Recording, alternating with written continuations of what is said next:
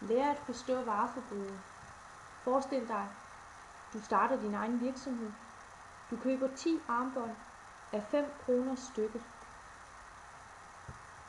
Det vil sige, at du køber for i alt 50 kroner 10 armbånd af 5 kroner stykket. Du tager derfor 50 kroner ud af kassen. Du krediterer 50 kroner på kassen. Varerne lægger du ind på dit varelager, og du debiterer derfor dit varelager med 50 kroner. Forestil dig nu, der kommer en kunde, som køber 2 armbånd på 15 kroner stykket. Det vil sige, at du sælger for i alt 30 kroner 2 armbånd af 15 kroner stykket. Du registrerer nu dit varesalg ved at kreditere 30 kroner på din varesalgskonto. Pengene lægger du i kassen og debiterer 30 kroner i kassen. Hvornår har du et vareforbrug? Du købte 10 armbånd. Du solgte 2 armbånd. Er vi enige i, at du har forbrugt 2 armbånd? At du har solgt 2 armbånd? Løsning. Du har et vareforbrug i det øjeblik, du sælger armbåndene, altså forbruger armbåndene. Og hvad er vareforbruget i kroner?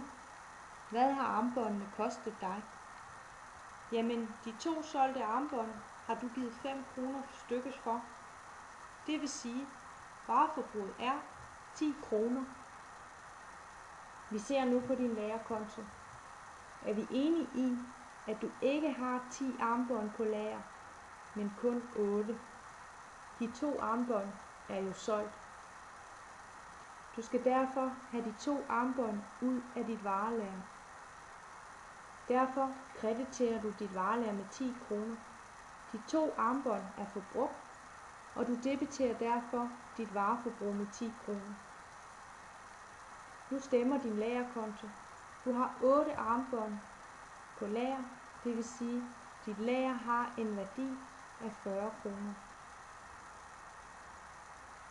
Hvad har du tjent på dit salg? Jamen, du har solgt varer for 30 kroner, du har haft indtægter for 30 kroner. De varer, du har solgt, har du selv givet 10 kroner for. Så dit varesalg på 30 kroner minus dit vareforbrug på 10 kroner giver dig en fortjeneste på 20 kroner. Du har tjent 20 kroner på dit salg af armbånd.